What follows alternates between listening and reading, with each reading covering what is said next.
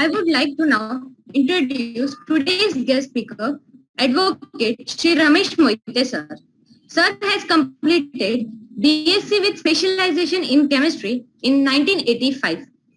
In 2007, Sir has completed LLB from Mumbai University. Sir has done post-graduation in cyber law and cyber forensic from National Law School of India University, Bangalore.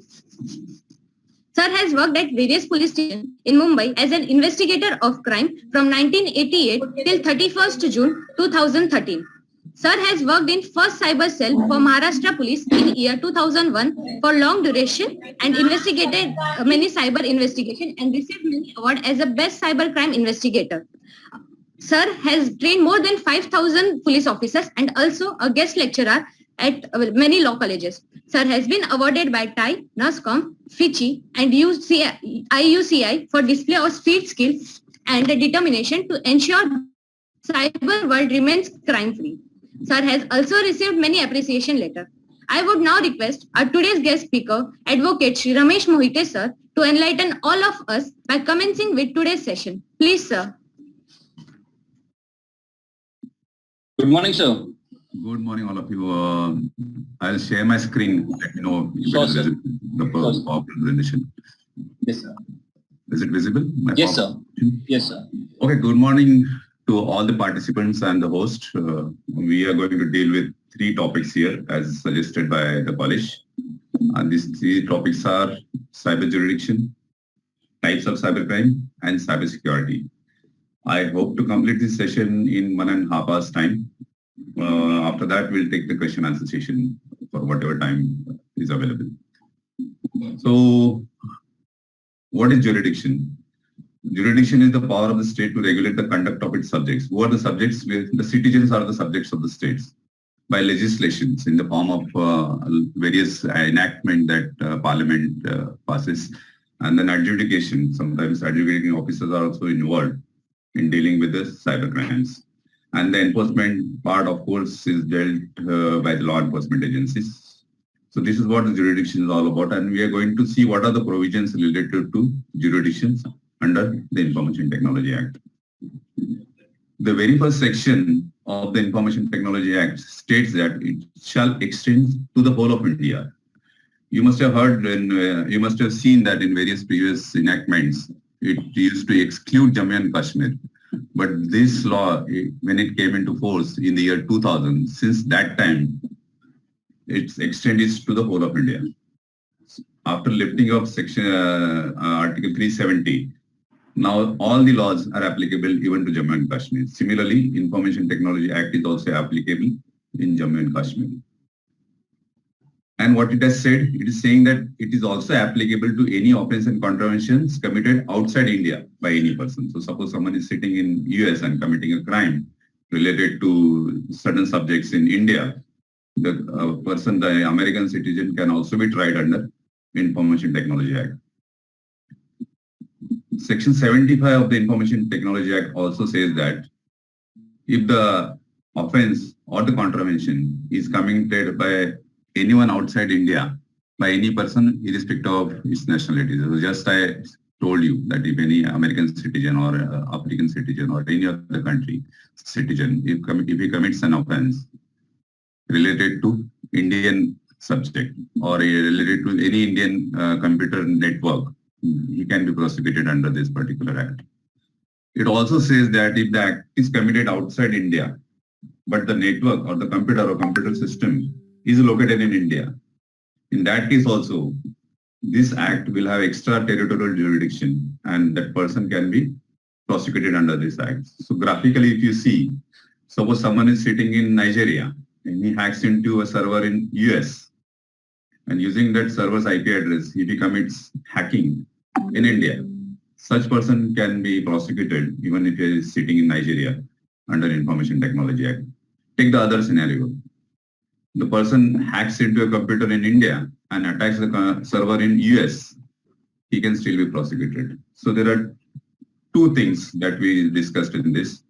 If the person is irrespective of his nationality, we can prosecute him. If the computer or computer system is located in India, which has been compromised, and he is attacking somewhere in other country, still he can be prosecuted. The only concern in this case is that can this person be brought from Nigeria to India? So it all depends on whether we have any MLAT agreement, that is Mutual Legal Assistance Treaty with that country. Then he can be extradited from Nigeria to India. Then we can go and arrest him. What is happening in today's times is many Nigerian criminals are targeting Indian victims, and they are just not been able to, India is not able to bring them to the country and prosecute them because we don't have MLAT agreement with that country. That is Mutual Legal Assistance Treaty with that country. India has mutual legal assistance treaty with almost 150 countries, but some countries are excluded from that, including Nigeria. Now, jurisdiction of adjudicating officer. You must have heard that civil matters are filed in civil courts. So there is section 43 under Information Technology Act, which actually specifies what are the civil remedies, what are the civil violations. So if anybody violates any provisions under section 43, he can be prosecuted not in the civil court, but in the adjudicating officer's chamber. So who is the adjudicating officer as per section 46? So civil court doesn't have jurisdiction to try the cases under Information Technology Act. You can't go to civil court to file a suit against the violator of your rights. You'll have to go to the adjudicating officer's office in Mantralaya, that is Maharashtra government, Mantralaya. So who can be the adjudicating officer? The central government appoints any officer not below the rank of director to the government of India or an equivalent officer of a state government. So central government has actually circulated a notification saying that the secretary of Information Technology Department of the state government can be the adjudicating officer. So it's a general circular from the government, central government, saying that every IT secretary of the state will be the adjudicating officer.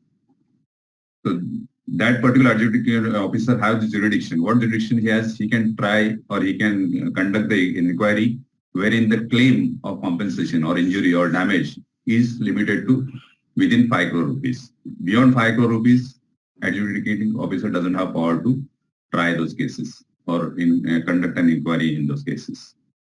And what powers does then adjudicating officer has? It has the powers of civil courts, so summoning the witnesses, examining the witnesses, production of documents. All of these powers are vested in adjudicating officer.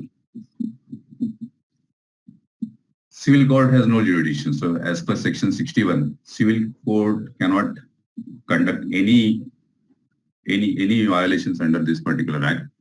Instead of that, you can actually go to the adjudicating officer, and if you think that adjudicating officer is order is not proper or not in your favor, the particular person can go to the cyber appellate tribunal. So appeal powers are vested with cyber appellate tribunal.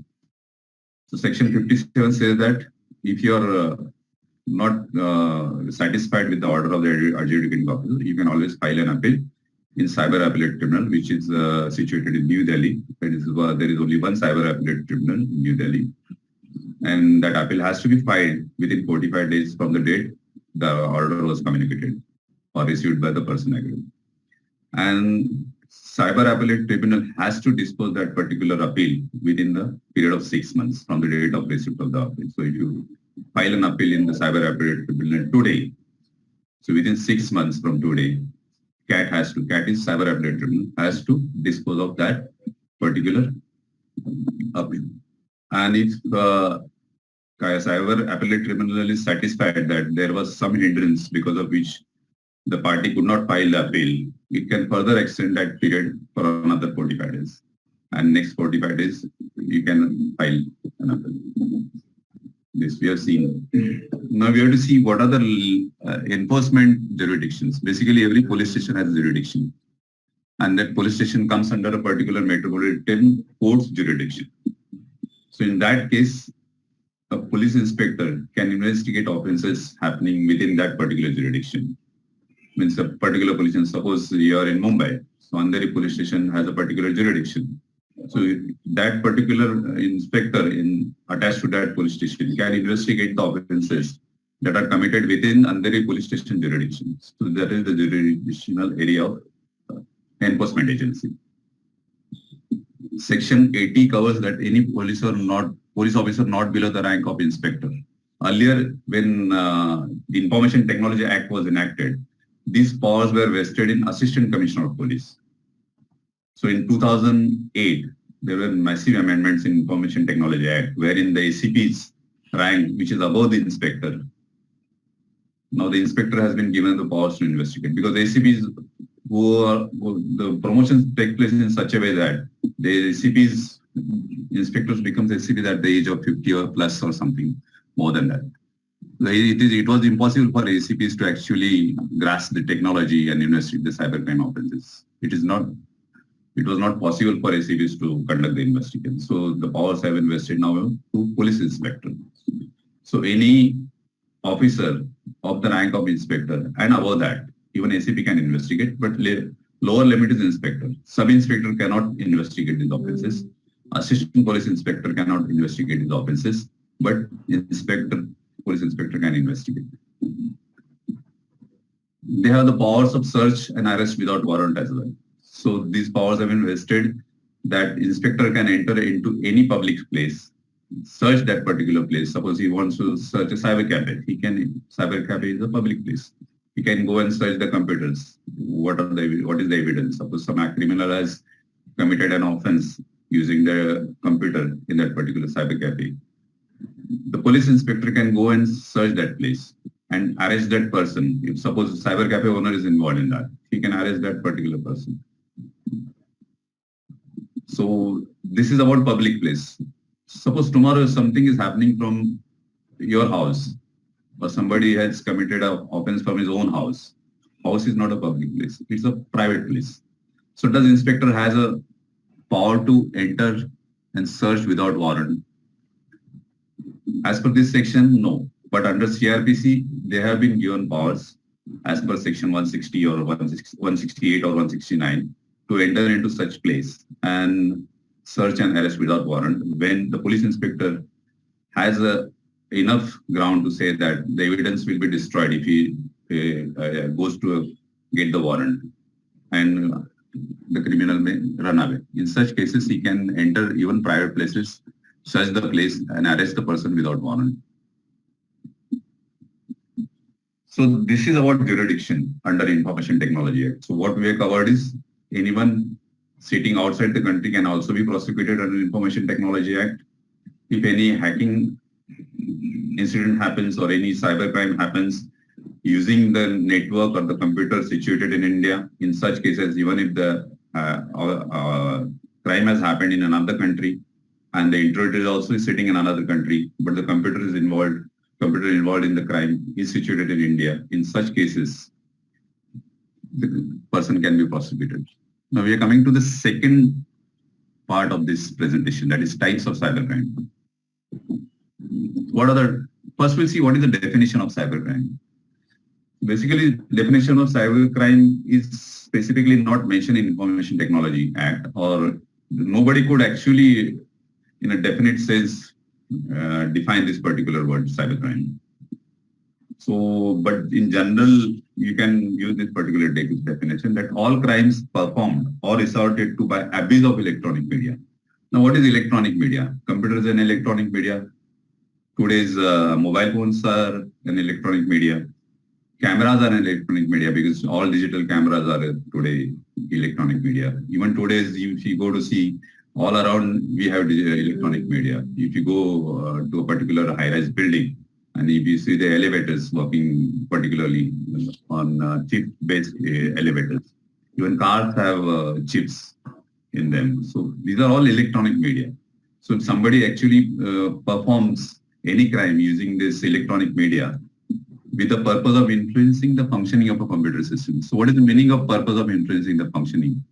Basically, computers are used in a particular fashion for a genuine purpose, and somebody actually influences that particular proper functioning of the computer, and does some kind of crime like hacking or a ransomware or stealing of information from the computer. So that is called as influencing the functioning of a computer system. So it is called a cybercrime. Or if he uses that electronic media with a purpose to cause damage or harm to body, when somebody suppose commits a crime or entices a child to participate in a game, and that game leads that particular child to commit a suicide or harm to some other person. In such cases also it is called a crime.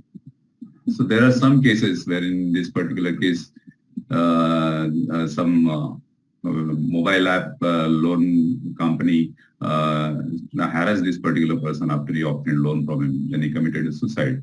That is what it is. It caused this person particularly his life. So this lady from Thane, she was stopped for 5 years on Facebook. She reported the man, and then that particular case was registered at the police station. That was use of electronic media to commit the crime and to cause harm to body, mind, and reputation and property. It is also defined as any cybercrime in which computer is used as a target, such as hacking, where the computer is used as a target. Computer is used as a tool of a crime, and computer is incidental to crime. What is the meaning of incidental to crime? That computer is used to store some information, like in a financial crime. In such cases, even various provisions of IT Act can be applied. We were turning our attention to what are the types of different crimes, cyber crimes. So first is hacking, the denial of service. We are going to go into little detail of all of this so you understand what exactly they are. Then virus dissemination, software piracy, cyber stalking, pornography, online frauds, cyber terrorism, net extortion, and the phishing and vishing. So we'll go through each of them one by one. What is hacking? You must have heard these words a lot many times in newspapers, in various articles, on various web forms, basically. What are the types of hackers that we'll first learn to know? What a script kid is basically the children who wants to exploit, using ready-made tools. They try to exploit various computer systems across the world. They scan the ports, whichever the ports are open. They use the ready-made tools to intrude into that particular computer, steal songs, pictures, movies, so all of that things. These people are called as script kiddies. Then there are criminal hackers who actually hack for monetary gains. There are security researchers who wants to find out what are the vulnerabilities in the various operating systems, such as Windows, Linux. So the programmer has programmed a particular software, but there may be some loopholes in that program. So security researchers try to find out what are the loopholes in those programs. There are cyber terrorists who use internet to entice people to join them or to raise funds, things like that.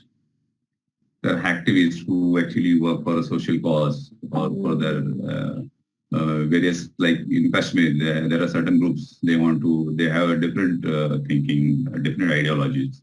They go and hack into government websites. These are called hacktivists. Hackers for hire. Hackers actually give the services to break email password or break into some kind of bank database. So these hackers are for hire, or credit card information they sell online in underground. They are also categorized under 3 different categories. There are black hat hackers. They are typically hackers in the sense. Earlier, the hackers definition was different. In 1980s, 90s, hackers word was used mainly for the researchers. Even Bill Gates of Microsoft was a hacker, but he was a hacker of a type. His purpose was genuine, to find out how strong is the software. But media started using that hacker word even to the criminals. So now the hacker word commonly is used for cyber criminals. They commit hacking through hacking skills, various skills, software programming skills. They illegally attack computer systems for personal gain and ransom, and sometimes for publicity also. There are grey hat hackers. They do not have malicious intentions, but they just want to explore how strong is that particular server, how strong is that particular server of a company, how strong is their database. So they try to explore, but without the permission of the owner of that computer system or without the permission of that particular company. Such people are called as grey hat hackers. They don't have any malicious intention. They don't do it for monetary gain, but they just want to experiment. These are called grey hat hackers. And of course, white hat hackers, ethical hackers. So you must have heard word ethical hackers. Most of the companies employ ethical hackers. Why? Because they want to test their own systems. They want to find out what are the vulnerabilities which other hackers, the black hat hackers, can exploit. So there are various tools such as Nessus, which scan the entire network. So these white hat hackers use various tricks using Kali Linux hacking platform to check their own systems, their own servers, their own routers, their own databases to find out what vulnerabilities is there. And that loopholes are then plugged so that black hat hackers cannot intrude into the system. So many companies employ these white hat hackers as IT security professionals. Hacking, in simple terms, if you go to see, it is stealing of company assets. It involves stealing of secrets from government databases. So many governments have a team of hackers, including Russia, India, South Korea. North Korea and China has a very strong team of hackers. They hack into financial systems. And because they have been prohibited for using, like North Korea, they doesn't have any, they have sanctions from US government, so they cannot deal into international transactions. They have limited access to, so what they do is they hack into various government banks and they hack the money. Must have heard about Cosmos Bank hacking case or Bangladesh Bank hacking in which crores of millions of dollars, millions of rupees were stolen by these government hackers. Then obtaining customer information. Information is the new gold in today's era. So this information is so valuable that hackers steal this information and sell it to the interested parties.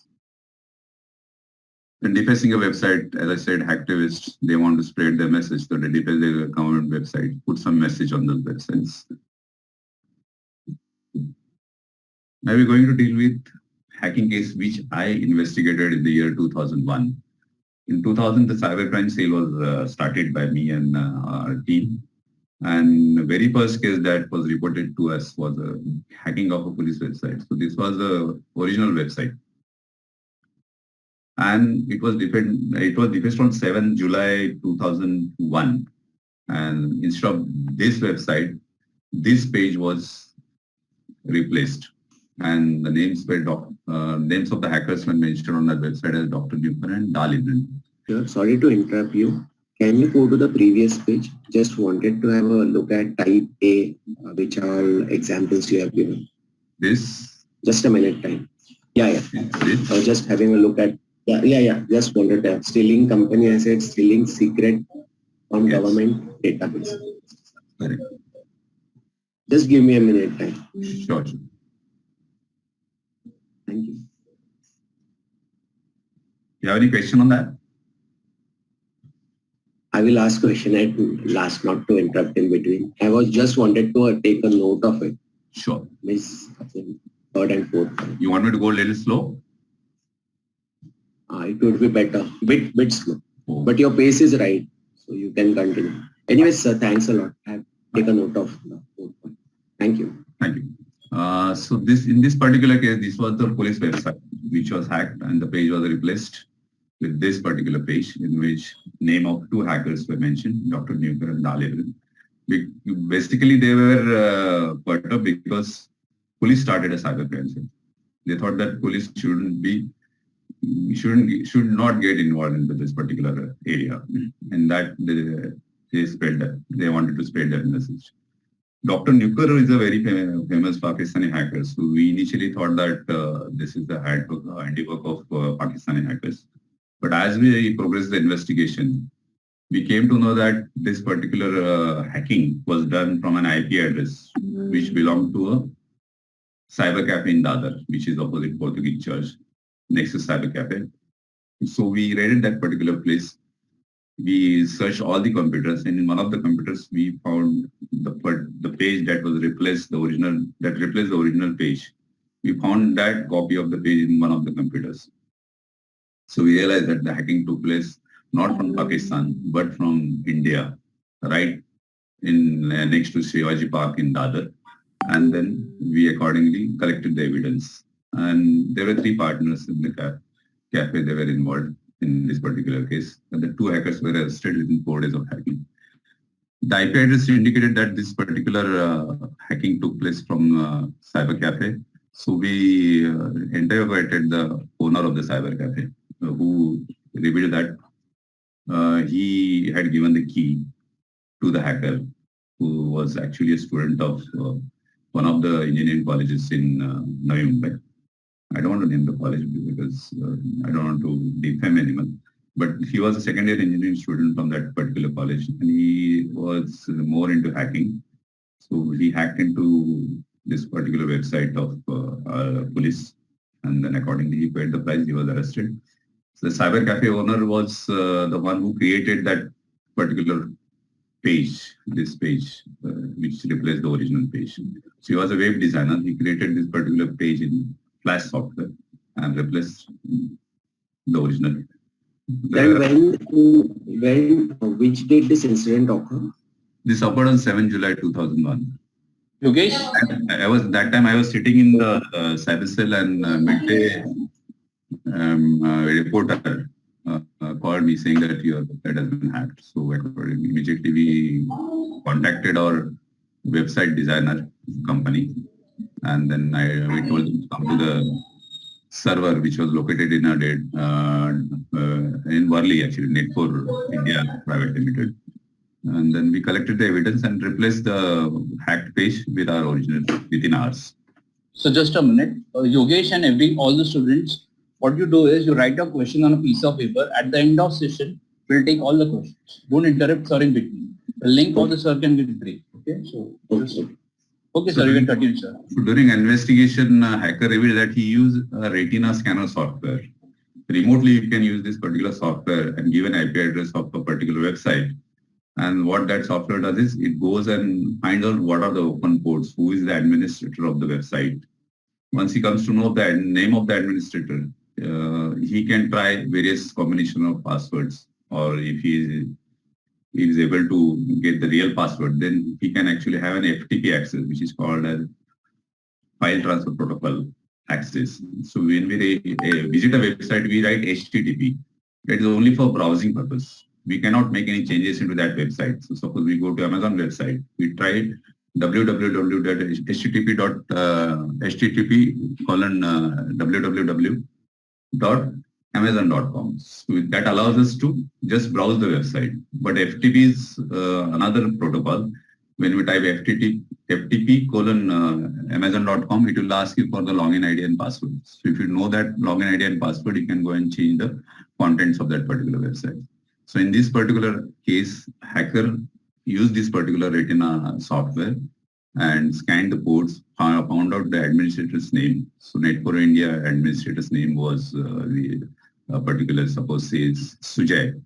Then he tried various combinations and permutations to get into the website as a password.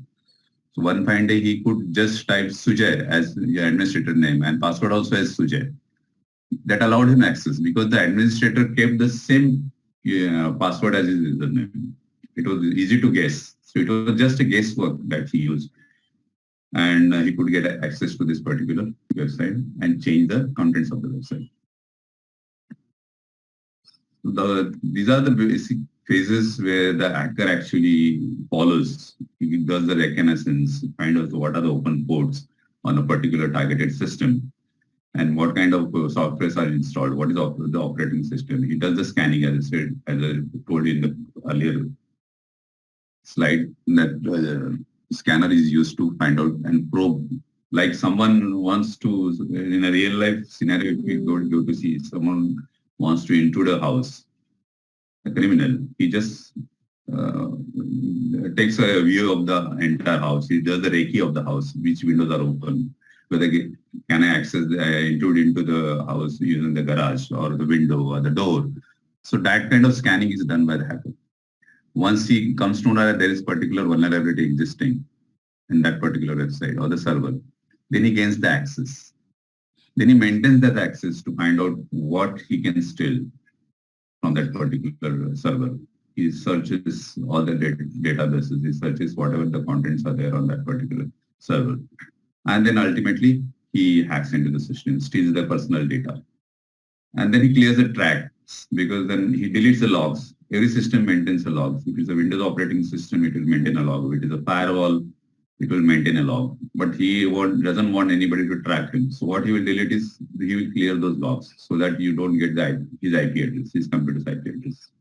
So these are the basic steps the hacker follows while committing a crime. Reconnaissance, scanning, gaining access, maintaining access, and then clearing tracks. Even in most of the cases like Cosmos Black hacking case where 94 crores were actually transferred to various 27 countries and they're withdrawn.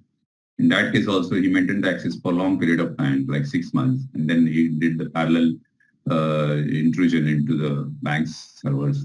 And then accordingly, the hacking act was committed.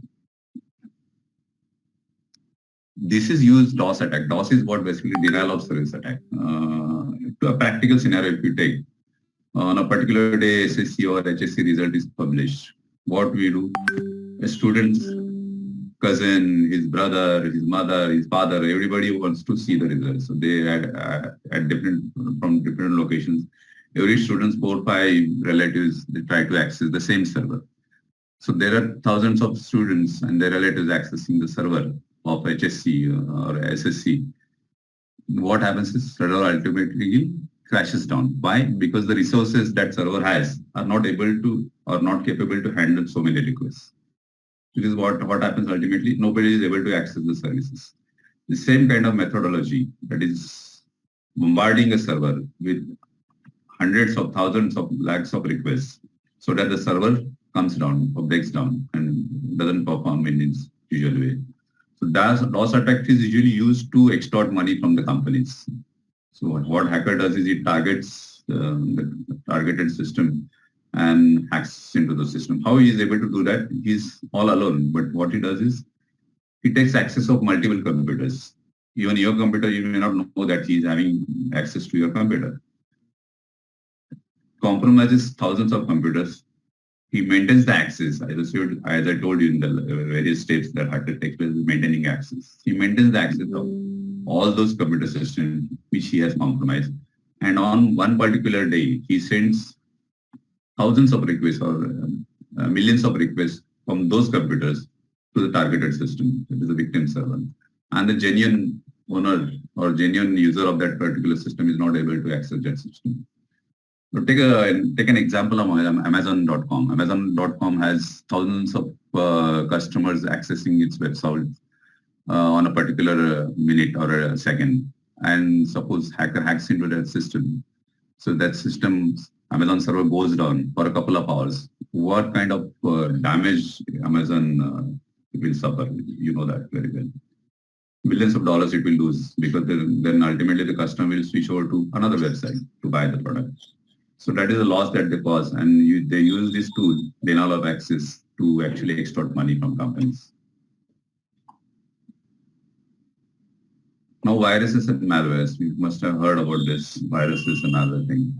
What is a virus? It is basically a software program, like any other program, like Windows program, or any other app you use, like Microsoft Word or Salesforce, any software that you use on your PC or on your mobile phone. It is a software program.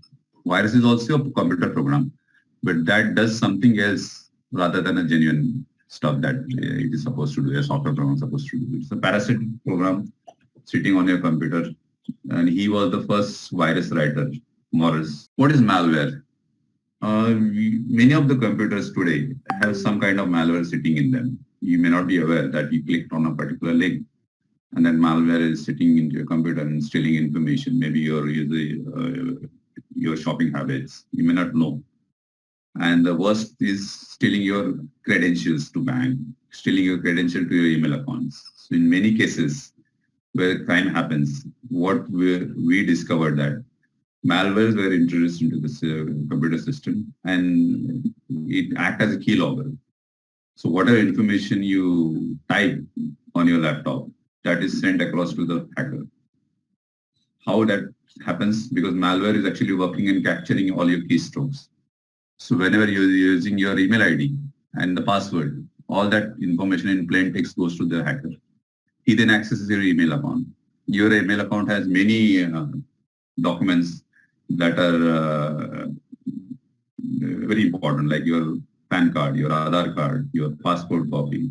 Many documents you send for various purposes to government authorities, while dealing with your bank. So bank credentials are also entered into your computer, like login ID of your bank, your password of your bank, internet banking. So all that information reaches to the hacker and he uses it to have a monetary gain. Malware also slows down the network because it consumes a lot of resources because it works in RAM. So it consumes a lot of RAM, processing power, continuously scanning your systems. It slows down your network. It hijacks your computer, steals your computer data. It deletes your data. It encrypts your data as in case of ransomware. Or it disables the software. Sometimes it corrupts the data also. Now software piracy is a big another cybercrime. It is nothing but stealing software that is legally protected. So when you subscribe to a website, you always come across the end user license agreement. And that they specifically say that it is only for your own use. You cannot use their information on the website for any other purposes. So it is, if you do that, it is software piracy. And what are different types of software piracies? Soft lifting. So we buy a particular license and then you install it on multiple machines. Many companies do that. They buy a software, they get the CD of the software or they get a download from the software. They then manipulate that software to install on multiple machines. So take a license for 4 machines and install that particular software on 40 machines. Software is never owned. It is always subscribed. So you have a subscription. You are not the owner of that particular software. Of course, in certain company agreements, you employ a software developer, and once that software developer develops the software for you, in a contract agreement, you have to mention that the company will be the owner of the software. In that case, you become the owner, not the software writer. So soft lifting is this. Second type of software piracy is client-server overuse. So many softwares are installed on server, and those that particular server serves that software to multiple clients in that company. So license property is stored on server, but it is used, the agreement says that it will be used only for 40 clients. And if you're using 400 machines to access that software from the server, it is called as client server overuse. Then there is hard disk loading. When you go to buy a computer, suppose to Lamington Road, you buy a laptop from there. The laptop comes inbuilt with Windows operating system, so Windows 10 or Windows 11.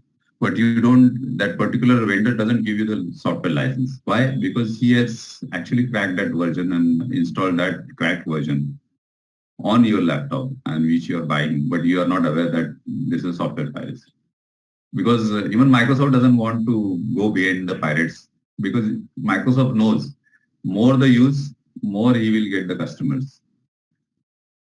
Because companies basically don't go for pirated versions of software, because pirated versions will not get updates. Pirated versions will not have the protection that Microsoft provides as and when it finds out vulnerabilities in software. Pirated versions don't have all those facilities. That is why companies mostly use licensed versions. License will allow them to update their software. The next is counterfeiting. So you must have seen, you go to Lamington Road or any place near the station, you'll find these kind of vendors selling pirated versions of the softwares. You get it for 100 rupees, 200 rupees, one software which is actually costing 35,000, 45,000, 12,000, 15,000, various depending on what kind of software you want to buy. But when you use these kind of CDs, these CDs comes with malware also. So I will definitely suggest that don't use these kind of CDs. because the hackers usually install or embed a particular malware in the CDs. As and when you install those softwares in your computer, it comes along with the malware, and it is very dangerous to have this kind of softwares on your PC. Online piracy, many websites wherein online download of software is allowed, and software is also illegally sold or shared or acquired using websites such as Pirate Bay. You will see many softwares with cracked versions and the relevant credentials that you require. What are the consequences of software piracy? Increased chances of malfunction or fail. There is no support from the company because you have used cracked versions. So they don't have a record that you bought their particular software, so they don't support you. There is no warranty, and increased risk of infecting your PC with malware, viruses, or adware. I did slow down the process because malware is actually consuming a lot of resources, including CPU, including a RAM, including a hard drive. Now we are coming to the next type of cybercrime, which is called the internet frauds. This is rampant, and most of the cases reported to cybercrime cell are related to internet frauds. What are different types of internet frauds? Matrimonial frauds, big time. Every day in newspaper, you come across these kind of cases. Usually, women have that inherent trust factor, which actually is exploited by various cybercriminals. Phishing, SMishing. Third is business email compromise frauds. I'm handling one such case currently, wherein a big company, construction company, had to actually fall to this particular fraud and lost almost 1.2 crores.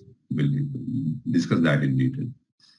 Then there are e-commerce frauds, B2B, B2C, like OLX fraud or Amazon fraud. You order some stuff from OLX, and then what comes to you is different than the product that has been actually bought.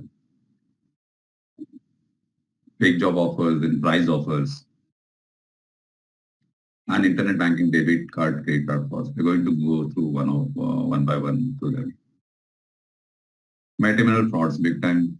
This is one such case which happened in Thane. There was some Los Angeles businessman. He went on a matrimonial website, created a profile, and said that he was a Los Angeles businessman having 4 BHK apartment in California, so Los Angeles, and he wants to marry an Indian girl because he thought that Indian girls are very, they abide by whatever rules, and they are very, they continue to stay throughout their life and all of that stuff. He said. He proposes a 45-year-old woman from Dombivli who was a doctor actually. And the woman actually believed in him, thinking that she had a good chance of going to US. And in that process, he asks money from her on multiple occasions, saying that he has some business crunch, he needed some money. And he takes a charter flight for business purpose. He asks for 30 lakhs. She takes loan from various sources, gives him 30 lakhs. And then he says that he met with an accident in UK, and then he needs another amount, and then almost she loses 1.20 crores. When the investigation started, it appeared that this particular commission came from Nigeria and not from the Los Angeles. So a Nigerian was actually involved. He was actually created a fake profile on websites. Even Indian, there are many criminals, Indian criminals. There is one person from Dombivli who actually duped almost 8 women and at different occasions that he is going to marry, his mother is sick, so give me some money. So these kind of, women easily trust these kind of things. They feel very kind to provide assistance in whatever form they want to pay. Someone tells that he's married, met with an his mother is sick, or met with an accident. So they immediately trust and give them money. Lady is still paying this, but in this particular case, I'm sorry to say, but this victim was an advocate who was my known friend.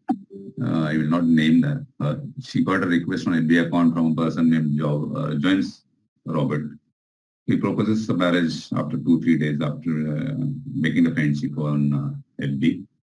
Then he says that he's from London and he's going to come to India and marry her in the church and then take her along to London. What happens is he says that I will send you a certain amount of money, like 16,000 pounds, that she will receive, and some gifts from London to Mumbai. And she believes in him. On a particular day, a call comes from the custom department saying that your stuff has come, but it has cash in the form of pounds, so you'll have to pay certain charges. So under one British or other, she keeps sending money as per the RBI, and this and that, and then she's due almost 3.59 lakhs, and he asks another lot of 6.99 lakhs for online upgradation. She realizes that she has been duped. In this entire process, how strongly they believe these promises from fake accounts, that one fine day she goes to bank and meets the manager. She, at the very first instance, she tells that, see, I have to transfer amount of 3.59 lakhs to a particular account. So manager asks her, why you want to send this big amount, to whom you are sending? So she said that I got a proposal from London and I am going to marry him. So he has asked me to transfer money for such and such purpose. The custom department has asked me to transfer this amount. So manager tells her that, see, these kind of frauds are happening a lot. Don't fall prey to this. But she doesn't believe manager. She believes someone which she doesn't know. So that kind of trust women have in these fraudsters. And these things are keep happening. And every now and then you will see the cases, these kind of cases, every day, every other day. So these are the fake profiles on dating website which has actually been verified. So those pictures are of women. Behind that is nothing but a Nigerian or some other country cyber criminal who want to entice you to get into their net. So these kind of profiles are, even these kind of profiles are sent to women saying that they are someone is working in army, someone is working in navy, someone is working as a businessman. And looking at photographs, people believe, or women believe, basically behind these handsome faces, there is someone, a cyber criminal sitting in Nigeria or some other country, trying to dupe them. Basically, how do you identify that profile? So the IP is usually a proxy IP. There is a particular trick that you can use to find out whether that a proxy is an IP, that IP is a proxy IP, because they don't want to get tracked. So proxy is a intermediate server which hides your original IP address and sends its own IP address to the destination. That is a little technical, we will not get into that. But if you see the wordings is not a perfect English language. It's a Nigerian kind of a wording. You will find many grammatical mistakes in that particular wording. Business email compromise fraud. Usually this kind of fraud happens in import-export companies, related to import-export companies. How it happens? We'll take a real-life case. So this is India Steel Tube Corporation. This is a real case which I actually assisted Cybercrime Cell of Mumbai Police to investigate. And this Indian Steel Corporation, it actually deals with selling steel. And it buys recycling steel and carbon material from the company in Germany. That is TSR's Recycling GmbH company. TSR. In short, we call it as TSR. All the communication, whenever the importer, that is India Steel, buys any material from TSR, they use these two kind of email IDs. India Steel Tube Corporation at yahoo.in, and German company used to use email ID Biger at tsr.eu. So they believe that these are the two email IDs which are genuine. Hacker takes advantage of the same. What it does, on a particular day, India Steel Corporation FANA, that is Finance Account Department, sends an email to Biger saying that we are awaiting for your pro forma, because they bought a particular amount of steel and then they want to pay. So India Steel sends an email asking for invoice. This time you used to see this fraudster is watching the communication because it has access to both the company's email account. How he gets the access? As I told you, the hacker sends various links through email to both the companies. Maybe a PDF file attachment, it may be Excel file attachment. If you find a communication coming from, supposing, income tax department, so he will make an email ID which will be similar to income tax department. He will send you an email and attach with an Excel file or a PDF file. That Excel file or PDF file will not be a genuine file. It will be basically malware having a keylogger capability. So after you click on that particular link, that malware sits onto your computer. So then when you log into your email account ID and password goes to the hacker. Now he has access to your accounts. So this way, this hacker got access to both the accounts, that India Steel Tube Corporation as well as the German company. So he is just observing what kind of communication is going on. So in the other end, he said that you will get the proforma invoice shortly for the message.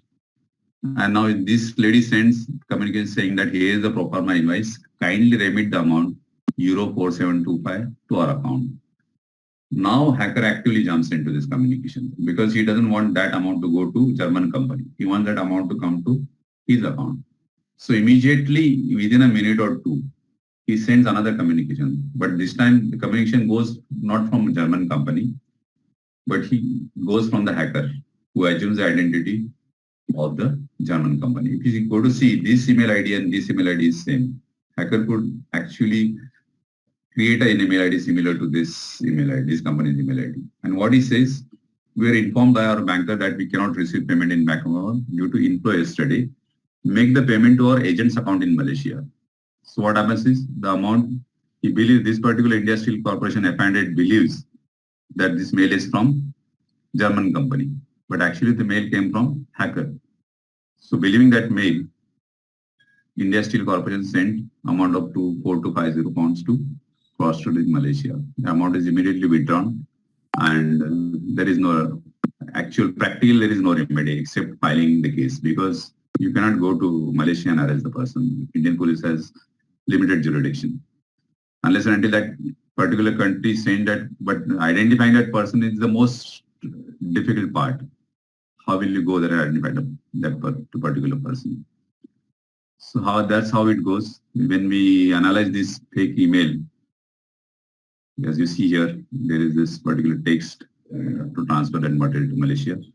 We came across this fake mailer website.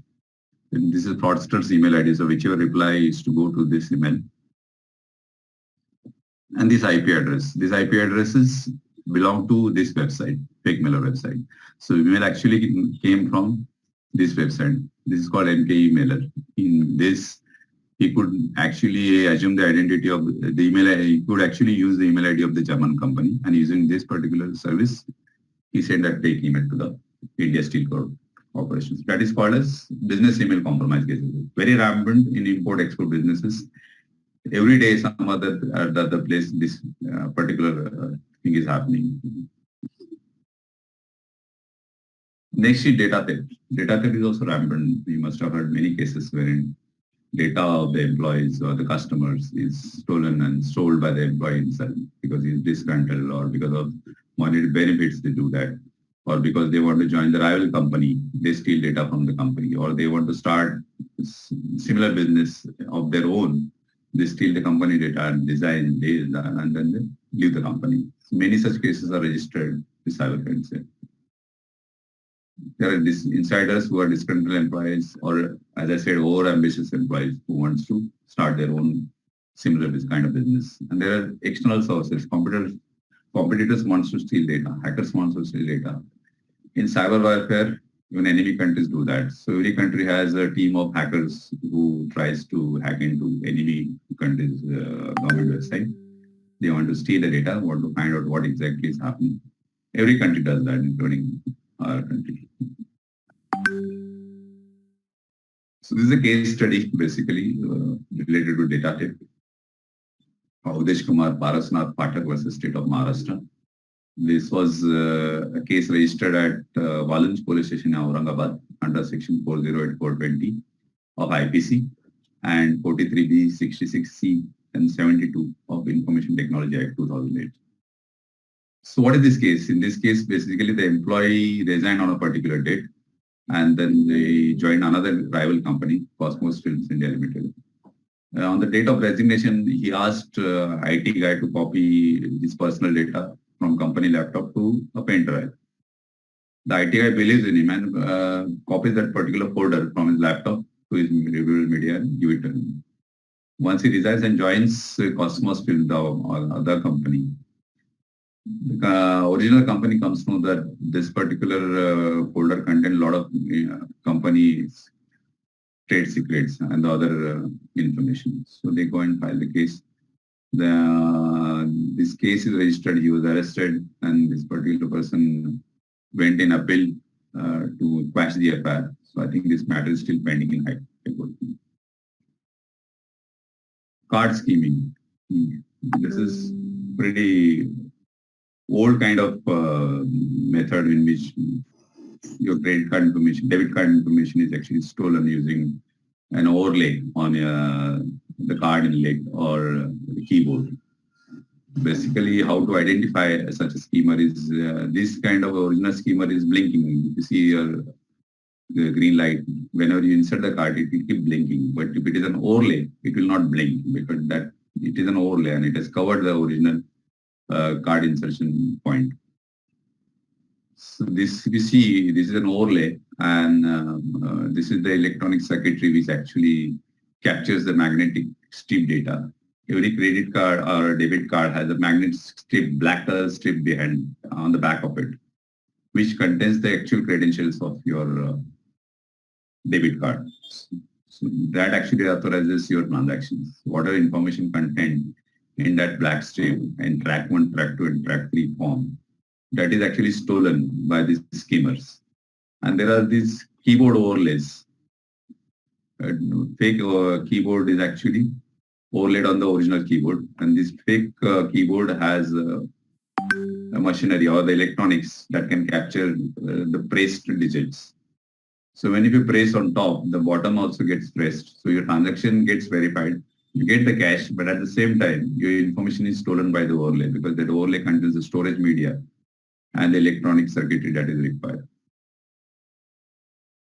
These kind of overlays are used by hackers. So I assisted Oshura police station in actually unearthing the big such racket where in Jogeshwari there was this particular flat in which they used to import pinhole cameras from China and then make a dye to create such overlays in different colors. So this, you see, this is one such overlay which was discovered by the police of the case. So this is the original keyboard and this is the overlay keyboard. And the camera also is installed to actually capture your cameras, your PIN number. And then when you're pressing your PIN number, it is captured on the camera. This is the real footage of the camera that captured the keystrokes. And once that information is stolen, they actually go and create clone cards using this kind of cloner. This information is collected and it is transferred to the laptop, and the laptop contains a particular software. So this is a particular software. As and when you bring that reader like this contains all the information. This has a USB connection. So you connect this to your laptop, it will transfer all the information to the laptop. So once you click on read, and if that overlay, if you connect to the laptop, all the credit card information or debit card information is first track data, second track data, and third track data can be read. And using the same software, you can make a clone card like this. Card data is read trackwise.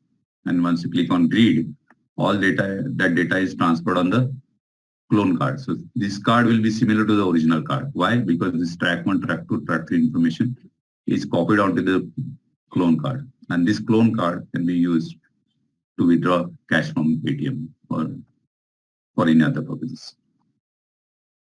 So what precautions you need to take is basically cover your keypad and then press the keys, so that even if camera is installed, it will not be able to see what keys you are actually pressing. Even we hand over our debit cards at petrol pumps, at restaurants, at POS machines at various malls. But you should always keep an eye on how he is handling the debit card. He may have a skimmer in his pocket, which is palm size, not more than that. He will swipe your card in the skimmer, because of which the track information will be copied in the skimmer itself. And that information can be used against you. You type your PIN in front of him. If you go to a restaurant, he will skim once in that skimmer, and once he will swipe in front of you on the machine, POS machine. At that time, you will also observe what kind of keys you are pressing. So you will know the PIN number also. You memorize that, you write it somewhere. So at all these places, there is danger of stealing of your debit card information. Now we are coming to the section which is cyber stalking.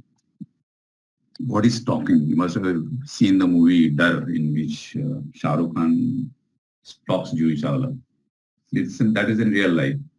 How it is happening in online media. Online media, sometimes a guy can stalk a girl by accessing a Facebook account or getting into her Facebook account and actually keeping a watch on her, sending defamatory messages, or what he can do is he will create a fake profile in her name, and he will send various lascivious contents to her email ID from her email ID.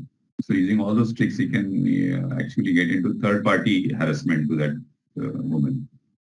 This basically is dealt not with Information Technology Act, but there were certain amendments from Indian Penal Code as per section 354. In that, there is this particular crime covered under section 354, I suppose C or D, that cyber stalking is an offense. Then pornography, you all know that pornography is the highly accessed content on the internet. And section 67 of the Information Technology Act actually covers this particular act of transmitting any information in obscene form or anything that appeals to the brilliant interest of a person. It may be a video, it may be a text, it may be images. All of this in physical form or in a printed form, it is an offense under section 292 to 93, I suppose, under Indian Penal Code. But if it is in electronic form, then it has to be covered under section 67 of IT Act. So what police has to do, which sections to be applied, whether Indian Penal Code or IT Act. So there is a judgment of Supreme Court and High Court also saying that any specific special act, this is a special act, Information Technology is a special act. If it has a provision to cover that particular act, then you don't have to go to the primary acts such as IPC. You don't have to apply those sections related to covered under IPC. So any such material in electronic form will attract provision section 67 of IT Act and not section 292 or 293 of Indian Penal Code. Pedophilia is nothing but anything related to child pornography. Child pornography is rampant in Western countries. But even in India also it has started. There were certain groups on WhatsApp groups. Then there were a couple in Chennai which was arrested because of dealing in child pornography. They were arrested and they were found to have cash in crores in Indian bank account. So why this is rampant? You must be aware that in Western world, adult pornography is not banned. So whichever is banned is attractive to human mind. They want to explore that. So child pornography is banned worldwide. Recently, in last few days, FBI informed the CBI of Indian police, and CBI conducted raids at various places in various states, 26 states, to actually arrest people dealing in child pornography. It's a very serious crime, and it has a very high punishment under section 67 of IT Act. It's a very famous international ring which was dealing in child pornography, the Wonderland Club. And it was created by two American nationals. And FBI, along with various countries association, were able to arrest these people who were taking child pornography. In India, a Swiss couple used to come to India and they used to lure street children, and they used to take them to Retreat Hotel, which was located in Malad, Marway, Mud Island. They used to bath them. They used to give a lot of giveaways to them, various presents and food. That way they used to entice them to come along with them. And once in the hotel, they used to clean them, and then they used to ask them to engage into sexual activities, photograph them, videograph them, and go back to Switzerland. And they used to sell this online.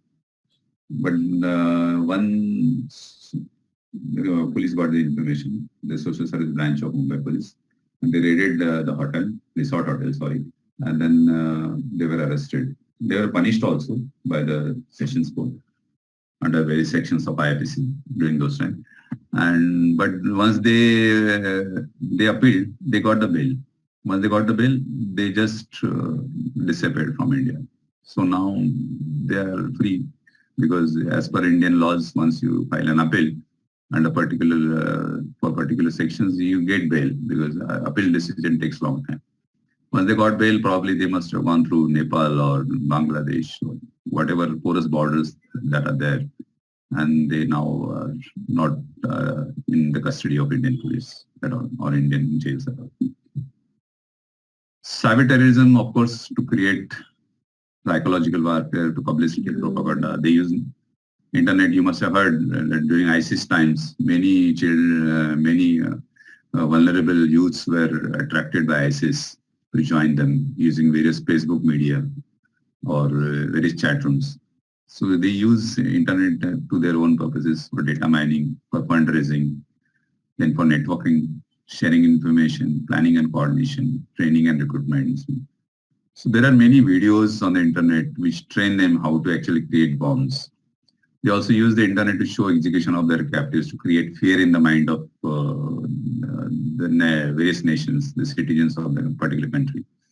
These kind of photographs, they largely publish on the internet so that their presence is felt by the people in general. And there are various material available on the internet like this, where they are trained how to create a bomb, how to create a bomb vest. So this kind of training, this particular video was there, now it is removed.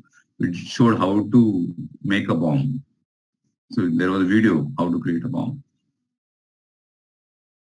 So that was all about cyber extortion, cyber terrorism. Now we're moving to cyber extortion. Big time, many people are falling prey to this. Normal citizens, even in Mumbai, Pune, go to any country or any village, you will find victims spread all across. How it happens? On a particular day, you get an email coming in saying that yesterday you were watching something on your laptop and we have captured your video. And we are going to send this video to your relatives or friends or whichever information they got from your Facebook account or whatever. So you come under the stress. I came across a case in a Worli citizen, one of the Worli citizens. He was watching some pornographic stuff on his laptop the previous night. Then suddenly he got an invitation from a girl to make a friendship. He made a friendship with that girl. And then after friendship, they started talking on Facebook. And after Facebook, they moved on to Skype. So in a few couple of days, they got into an emotional relationship.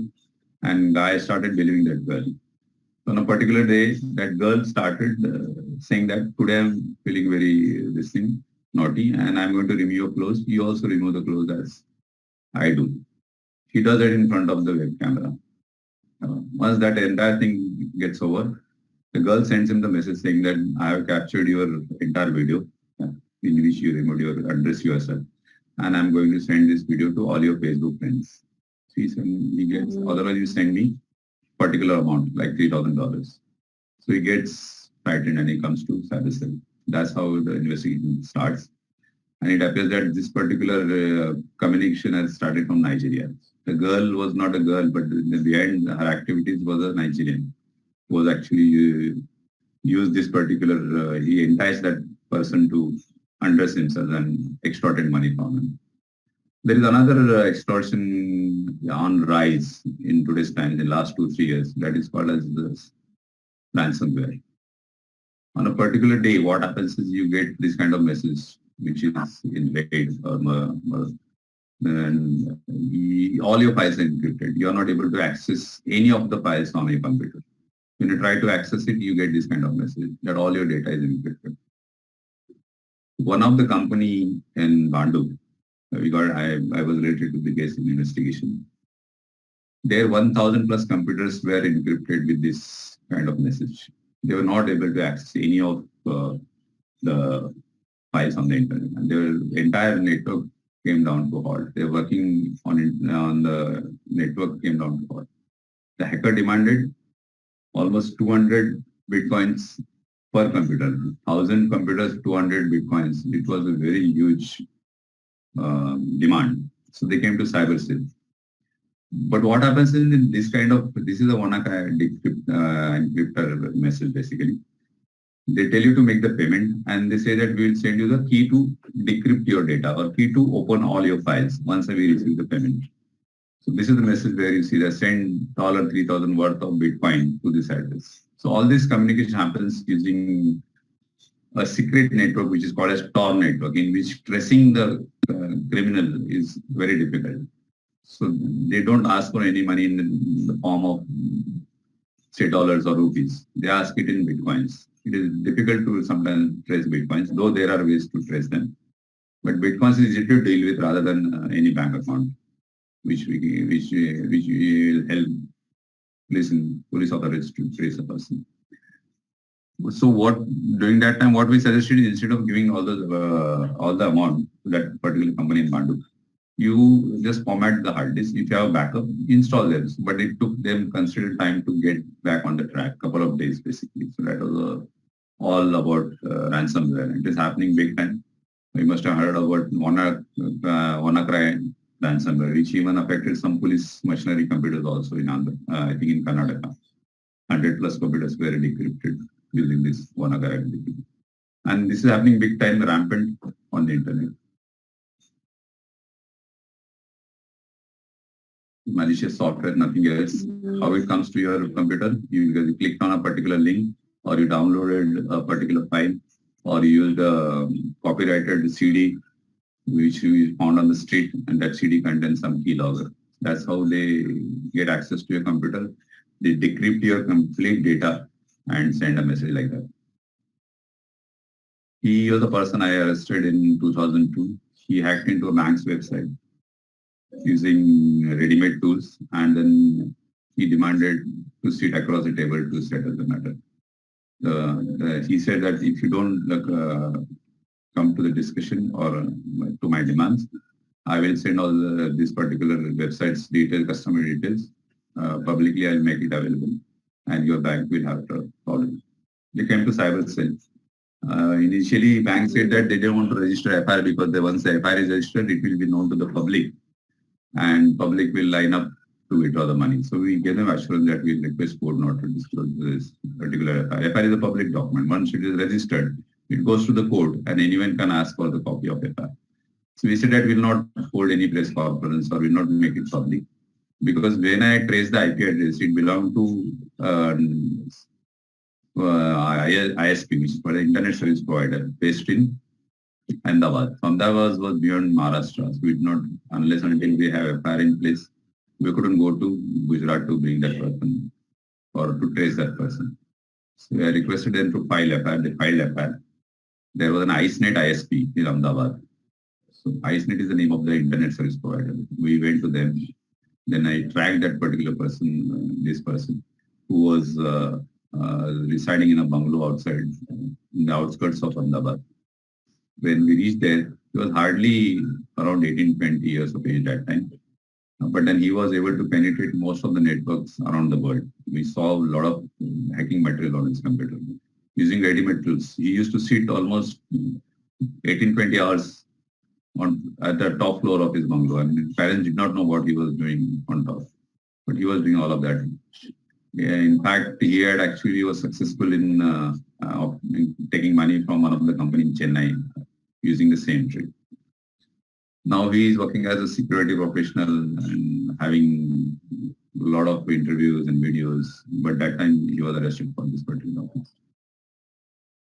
These are advisories usually published by CERTIN, which is the government, Indian government's. CERTIN is basically it's an emergency response team which advises people how to behave online, what precautions to take. So if your any information is stolen, you can actually go to this particular website, have I been found, put your email ID and check whether your email ID is actually been published anywhere, email ID and password, whether your email ID is compromised. So this is one website you should always check your email ID with, haveibeenpawned.com. I told you the sextortion case of early resident. These are a few of the cases. I just took the shots from the internet. Sextortion victims every day, every other day, people are falling prey to this. Now, phishing, you all know nowadays. Earlier, it used to be through email, something with Reserve Bank of India logo or SBI logo or HDFC logo, bank's logo. The email comes to you and the email asks you to update the account, but that is actually a phishing email. It is very easy to clone a website. Entire website can be downloaded on your computer using various tools.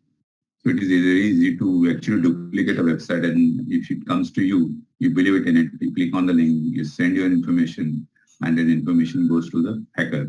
So this is a fake website basically, Reserve Bank of India. Why will Reserve Bank of India ask for your user customer ID or password? Even bank don't ask you to send the details.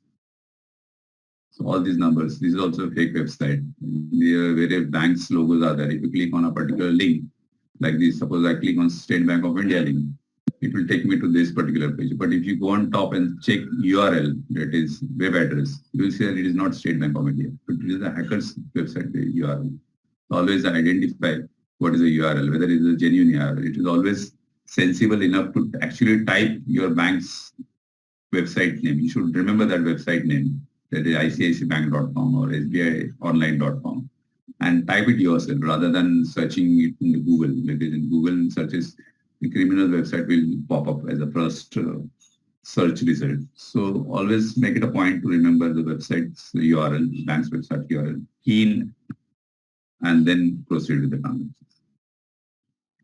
Now last was cybersecurity. Cybersecurity is a big domain and every company has cybersecurity experts. Information Technology Act also has cybersecurity related provisions in which companies are held liable if they don't have proper security mechanism in place. So many people go to adjudicating officers stating that the company or the bank has not taken proper cybersecurity measures, because of which our money is stolen or because of which we are duped. Cybersecurity is a big thing. Basically, there are many certifications in cybersecurity, such as CEH, that is Certified Ethical Hacker, which I have also done that course. Many other courses are there related to cybersecurity. Many companies have cybersecurity experts, which actually check the integrity of their devices like servers, firewalls, IDS, IPS. And Indian government is soon going to come up with Data Protection Act, like GDPR in UK, or GDPR, or where privacy laws like California privacy law in America. We do not have any privacy law in place. But soon it was tabled in the parliament, but then suddenly government said that we want to make more corrections. It will be massive corrections. We are pulling it back, and we will be in the next parliament session. Probably they will table it as a data protection law. See, once data protection law comes into play, cyber lawyers will have big opportunity. Why? Because all the companies, now what is happening in today's times, only RBI regulated or SEBI regulated companies follow security practices.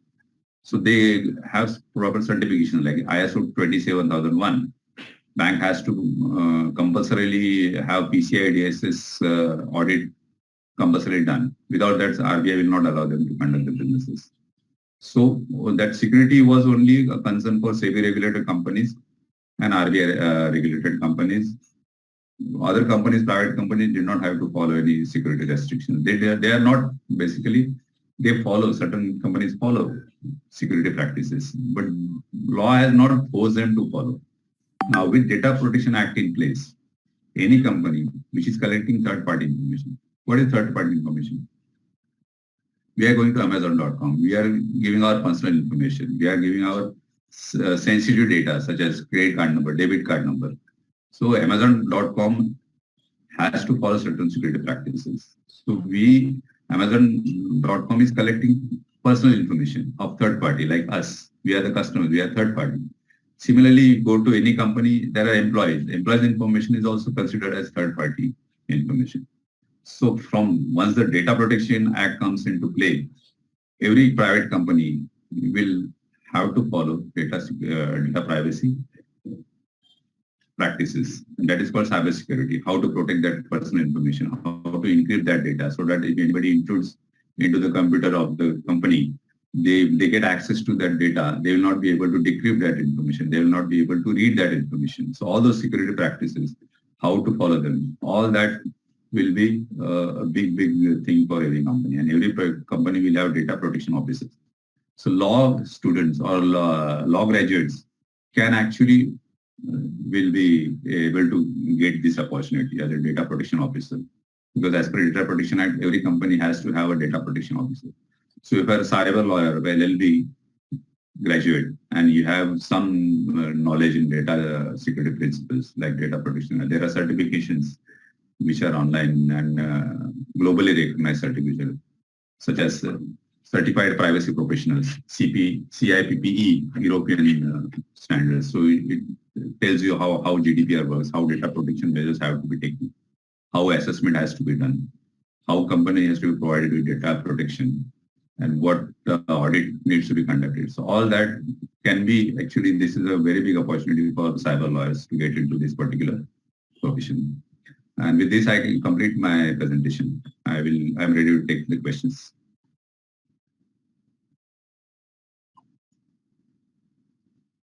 Any questions? We would now begin with question answer session. I would request everyone to kindly type their questions in chat box.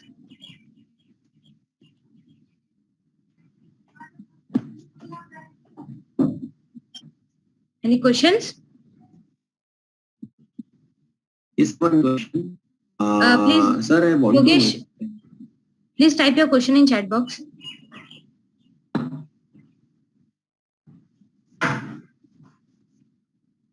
If they want to speak, let them speak, not an issue. Okay, Yogesh.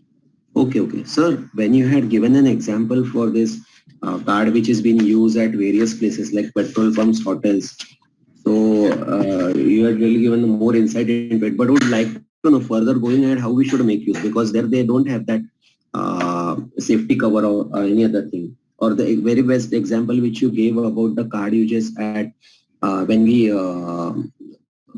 take out the money from ATM.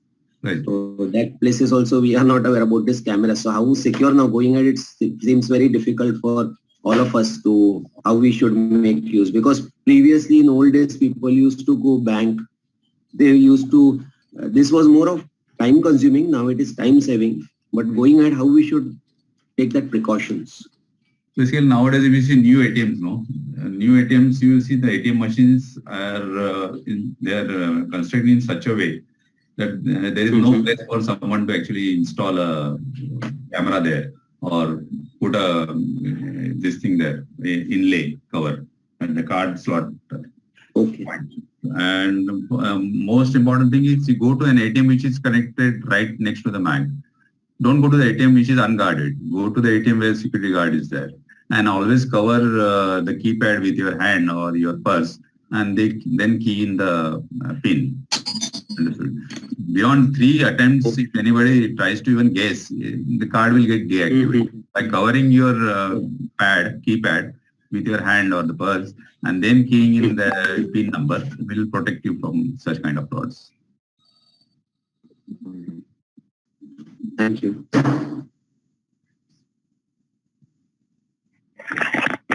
Even hotels always ask the hotels or restaurants or petrol, see that how he is using your card, whether he is having any schemer in his pocket and that he is using to actually swipe that card in the schemer and then the petrol pump schemer or the restaurant POS point. That is also. Because most of the people, like one tendency is there, the example which you said, in hotels or petrol pump, people have tendency to look at ATM. Once we start staring at them, then they take the side to other way. Otherwise, most of the people have tendency to look. Even when we do. Yes, please carry on. So mostly you are mostly busy talking to your family members while you are handing it over to the waiter, and he takes advantage of that. And then when you type the PIN, he is able to see that you're typing 1, 4, 5, 6 or whatever. He memorizes that, and with the schemer in his pocket, he just schemes it. It happened in Borivali in Vats's restaurant, I think a year ago, and the person was caught. So this is very regular. One thing, is it feasible for you to get this PowerPoint, because it seems very useful. We have this major subject in our course for this first time. So is it possible to give this Yes, send the PDF, barring certain slides which have personal details of victims. Okay, I'll send that. All right. Thank you, sir. Hello good morning sir. Good morning. Sir मुझे एक यानी कि ये पूछना था, जहाँ पे ना ये पैसे ट्रांसफर होते हैं, यानी कि इंटरनेट फ्रॉड वगैरह कुछ होता है, तो किसी के अकाउंट में पैसा ट्रांसफर होता है, तो वो अकाउंट पता चलता है कि नहीं चलता? चलता है, लेकिन बेसिकली क्या होता है कि वो अकाउंट म्यूल अकाउंट होता है. म्यूल अकाउंट यानी बहुत सारे केसेस में हमने देखा कि खारघर में एक केस में देखा कि नाइजीरियन रह रहा था एक बिल्डिंग में, उसने नेबर को बोला कि यार मेरा पैसा आने वाला है बाहर से, तो आपके अकाउंट, मेरा इंडियन अकाउंट तो है नहीं, मैं कैसे लूँ, आपका अकाउंट यूज करता हूँ, आपको मैं 5,000 देता हूँ. वो they believed in him, and then that account was used to transfer that money. He withdrew money and he just left that place and went somewhere else. Or sometimes what happens is due to laxity of banks don't physically verify the residence of the account holder, and they just open the account, and that account is based on fake documents, including Aadhaar card. Card. Such accounts are all once used, and thereafter, once the fraud money comes in there, they remove that money and they just sell off. ऐसे होता है. और sir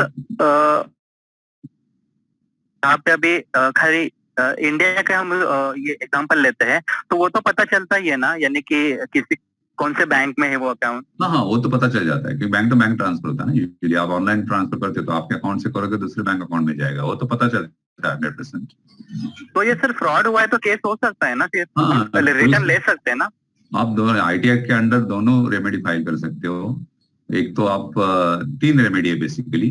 आप सोचते हो कि आपकी गलती से नहीं हुआ ये फ्रॉड, तो there is a bank ombudsman. Ombudsman is a website, RBI's website, where you can file your complaint. The ombudsman will ask bank what exactly is the matter, and if ombudsman finds out that it was a fault of the bank or the bank's network was actually hacked and your money was transferred, it will order bank to pay you the money. Second remedy is you can go to police and file FIR, because it's a fraud. It's an identity theft under Information Technology Act. Identity theft is covered under Section 66. So you can file a complaint. Our third remedy is going to the adjudicating officer and filing complaint against the bank that you are due because of bank's fault, not your fault. And there is RBI circular saying that if you immediately intimate the bank that fraud has happened, and the fraud happened not because of your fault, if you share your OTP, then it is your fault. Then bank or anybody, they will not be able to give you money back. They will not reimburse you. आपको पैसे नहीं देंगे, क्योंकि वो बोलेंगे कि आपको bank ने भी बोला किसी के साथ OTP शेयर मत करो, आपने OTP शेयर किया, it was your fault. But without sharing OTP, if anything happens with your credit card or debit card, आपको बैंक को आपको पैसा वापस करना पड़ेगा. Okay, sir. Thank you. Sir, this is Sudesh. You mentioned about ISO 27001. Correct. So is that compulsory for every nationalized bank? And if the phishing happens, like in RBI scam, whatever the website, the wrong website has been put by a hacker. Okay. So if it is ISO 20001 protected, then that will not happen, or what is it? Basically, RBI makes it compulsory on all the banks and financial institutions to conduct PCI DSS audit. PCI is nothing but Visa, MasterCard and American Express's organization, which actually ask you to follow certain security practices, how to protect your firewall, how to encrypt your data, how to mask the credit card numbers. All those things come under a PCI DSS standard. And private organizations go for ISO 27001 information security standard. And they can then take the protection, saying that if you go to any litigation, try to file case against the bank will always say that we had taken what is called a due diligence in protecting the customer information. But the customer only shared the password with the hacker. So it is not our fault. Our systems are protected because we are following ISO 27001 or PCI DSS standard. So due diligence and security measures. So there is particular information technology rule under the IT Act, which is promulgated, which is Information Security Practices Rules 2011. So if you go on the internet and search for that in information security, the rules, you will be able to get all the details, what practices to be followed by the bank or any private organization. So even private organizations have to follow security practices. Though Data Protection Act is not in place, but still there is provision under IT Act under which Information Technology Security Practices Rules 2011 is in place. So you must, I think if you remember the case of Bazi.com. Bazi.com was a website which was used for selling your products, right? Now it is eBay.com, bought by eBay.com. So on one particular day, a girl and a boy's sexual video was published on Bazi.com. And Bazi.com CEO was arrested, Avnish Bajaj, in I think 2003 or 4, I don't remember the year. But he was arrested for not taking precautions that this particular clip, the 2.5 minutes clip was placed on his website, and that was bought by many people, and that was case was registered and he was arrested. So after that, there were amendments in 2008 in which the protection was given to such service providers. If you take security precautions, in what circumstances you are held liable, in what circumstances you are not held liable. It is all there in information technology. There is a certain rule for that, intermediate guidelines rules 2008 or 11. So there is information technology into bracket intermediate guidelines rules. You will go on the Google and search, you will get that. In my detailed course on Udemy, I have explained all of that. Okay. Anything else? Hello. Good morning, sir. Good morning. Sir, this is Salim Sarguro. Yes, Salim. I wanted to know that, there are most of the crimes, cyber crimes are done by Nigerian citizens. Yes. Do we have any agreements with these type of foreign countries from where the cyber crimes are happening in our country and our citizens are affected? Can we request them to catch hold of these guys and punish them according to their rules or something? Is there any agreement like that we have with some countries? Like most important is Nigeria. Yes. Nigeria. As I discussed during the session, that there is MLAT agreement, that is Mutual Legal Assistance Treaty between the two countries, which helps them get the person extradited to the country in which offences occurred. So we don't have any, we in Nigeria, we don't have that MLAT agreement, that is Mutual Legal Assistance Treaty. And any request by any country having mutual, like we have Mutual Legal Assistance Treaty with UK, USA. So any such request goes through Interpol, and that country then collects the evidence or deports that. Like you must have seen, many criminals are deported from Dubai to India Dubai police spot them and they send them to India, many underworld criminals, because we have MLAT agreement with Dubai, right? But we don't have any MLAT agreement with Nigeria, because of which we are not able to go and ask them to send that person. So this MLAT is for our citizens who have done the cyber crime here and flown to other countries, no? Or it is for their citizens also. They can extradite their including citizens. everyone. Including everyone. Even their citizens, they can send. Easily. Oh, I see. Oh, okay. Yeah. Thank you, sir. Thank you. Sir, there is question. Does the antivirus software available in the market protects us from malwares and other threats? If the software is bought from the genuine website or downloaded from the genuine website, yes. If you buy a CD on the road, the vendor selling it on the road, you won't get that protection because it's a pirated version. So you can't download the next updates. Virus and vaccine goes hand in hand. New virus comes in every day and new vaccines are created by these antivirus companies. They ask you to update your antivirus software if it is genuine. If you don't have a genuine software, you don't get that protection. So next question is, what happened in the matrimonial fraud with 45 females from Dombivli case? Could they find the fraudster? Yes, he was arrested. He got the bail and now he's out. We are waiting trial.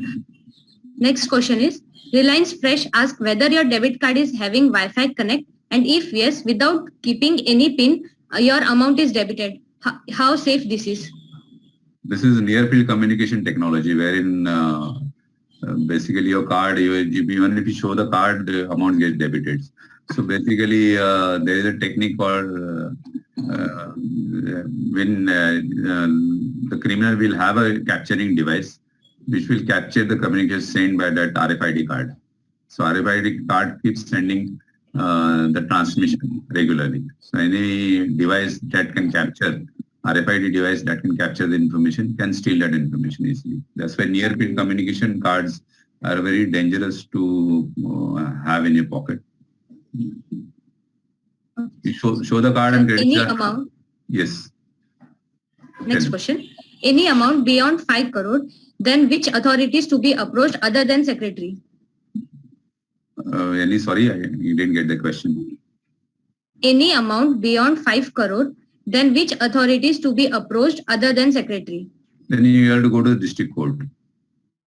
District court has that authority, like sessions court. Okay. So cyber appellate tribunal cyber appellate tribunal is only for appeals. You can't go to cyber appellate tribunal. You have to go to the district court, civil court in fact. So next question is, what is the role of bank in such issues? Role of bank in what issues? Sheetal, can you describe? Can you elaborate your question? Sheetal? Bank's liability she wants to ask. Sheetal, Repeat that question. what is the role of bank in such issues? Banks. Bank in such issues. Banks will always try to say that it is not our fault. They will, but then they will have to show their server logs to show that it happened with the genuine PIN that has been used in this particular transaction. They have all the records available. So if they're able to show that PIN was genuine, the credit card number was, debit card number was genuine, and the transaction happened, and it was the responsibility of the person who is having that information, who shared it with the cyber criminal, then they will say that we are not liable. What is the minimum amount of fraud to file police complaint? There is no such minimum. I mean, any meager amount like 10 rupees, 100 rupees, 500 rupees, definitely police will not take action. But of course, there will be a substantial amount like 5,000, 10,000, 3,000. They will have to register the case. Okay, sir. Sir, at what stage is the police involved in banking frauds? Involved, investigation-wise or on the criminal side? Investigation-wise, they can investigate such cases. I have assisted in many such investigations. So they are supposed to investigate. They have to get the logs from the bank asking for that particular information, how it happened. Even if it is online transaction, e-commerce transactions like Facebook, Amazon.com, Flipkart.com, they will ask the information from Amazon and Flipkart, which IP address was involved in buying this product. And using that IP address, police can reach to the concerned person, fraudster. Putty, this was the last question. You can go ahead with the vote of thanks. What is domain name? Sir, this is last question. Yeah. Domain name is nothing but what we put in that bar, the top bar, uniform resource locator. It is like www.amazon.com is a domain name. www.google.com is a domain name. So these are the domain names. They are also called as URL, that is uniform resource locator, but that is a unique ID. It's a resource locator. That is why it is also called as URL. So in banking website, you will always see HTTP and S. So always that S is very important. When the S is sending that whatever information you are sending to the bank, that information gets encrypted and only bank can see that information. Hacker will not be able to intercept and see that information. So HTTPS is very important in the website that you are visiting.